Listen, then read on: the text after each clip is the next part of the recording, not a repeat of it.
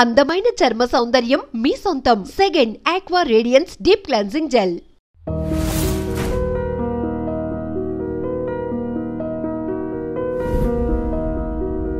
ఇంటి పేరు నిలబెట్టడం లేదా ఒక వంశాన్ని నిలబెట్టడం అని అంటే అది ఒక అబ్బాయితోనే సాధ్యం అనేది కొన్ని సంవత్సరాలుగా పాతుకుపోయిన మాట.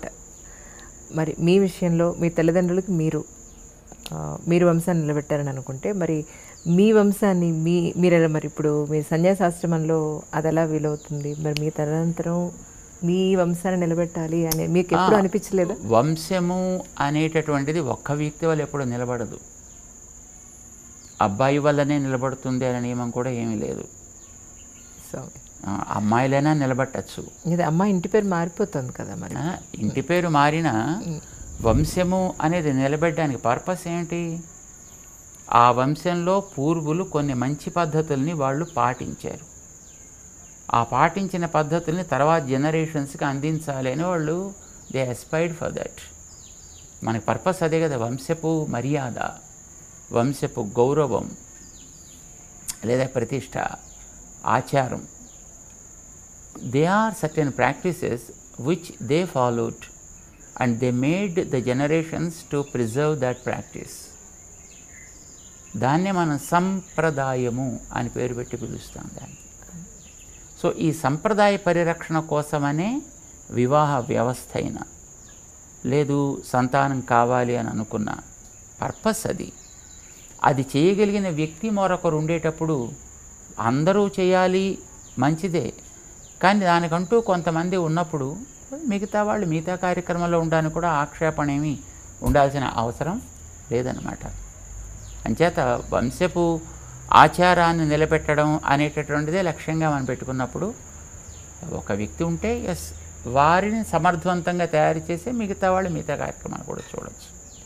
అంటే సామాన్య ప్రజల ఆలోచన ఎలా ఉంటుంది అని అంటే ఈ మధ్యకాలంలో ఒక స్వామీజీ ఫెమిలియర్ అయిన తర్వాత రాజకీయ నాయకులు ఆ స్వామీజీకి దగ్గర అయిపోతున్నారు, టాప్ మోస్ట్ బిజినెస్ మెన్లు స్వామీజీకి దగ్గర అయిపోతున్నారు. ఇలా అవ్వడానికి ప్రధాన కారణం ఏమిటి అనేది? స్వామీజీలకి రాజకీయ నాయకుల్లోనూ బిజినెస్ పీపుల్ దగ్గర అవుతారని ఏమేం లేదు.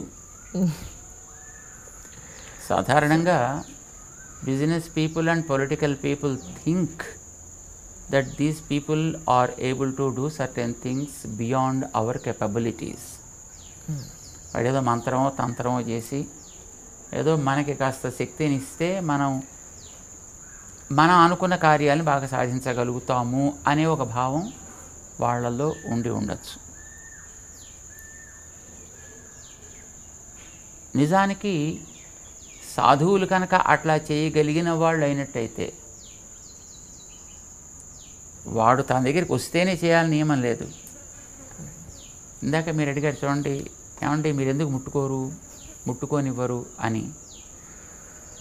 సే ఒక ఫ్యాన్ తిరుగుతోంది అని అనుకోండి, what you expect out of that? Some nice breeze, మంచి గాలి వేయాలి, మనకి కాస్త తాపాన్ని తగ్గించాలి. సో దీన్ని మనం కోరుకునేది ఫ్యాన్ నుంచి. అది నిజంగా ఫ్యానే అయినట్టయితే, అది నిజంగా తిరగగలిగిందే అయితే దాని వెళ్ళి నువ్వు పట్టుకోవాల్సిన అవసరం లేదు. అది నిన్ను పట్టుకోవాల్సిన అవసరం అంతకంటే లేదు.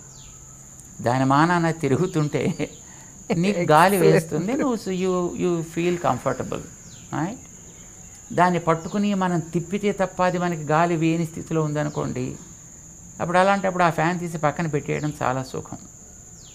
మన చేతిలో విసనకర్ర పట్టుకుంటే అప్పుడు మనకు కావాల్సినట్టుగా అది గాలిని ఇస్తూ ఉంటుంది కదా. సో మాలాంటి వాళ్ళం బహుశా ఫ్యాన్స్ లాంటి వాళ్ళమేమో.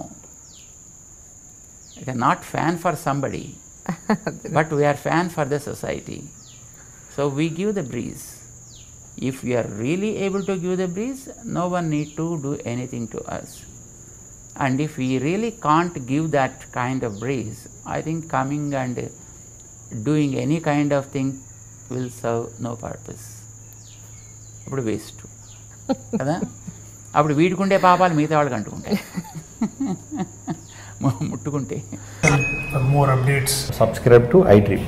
Subscribe to iDream. Please subscribe subscribe to iDream. Subscribe to iDream. Please subscribe to iDream. For more such videos, please subscribe to iDream. For more videos, please subscribe to iDream. And you're watching iDream Media. Please like, share and subscribe to the channel. And don't forget to subscribe to iDream. Please subscribe iDream Media. Do subscribe to iDream. Subscribe to iDream Media. Do subscribe to iDream Media. Don't forget to subscribe. Click on the button below. Don't forget to subscribe to iDream.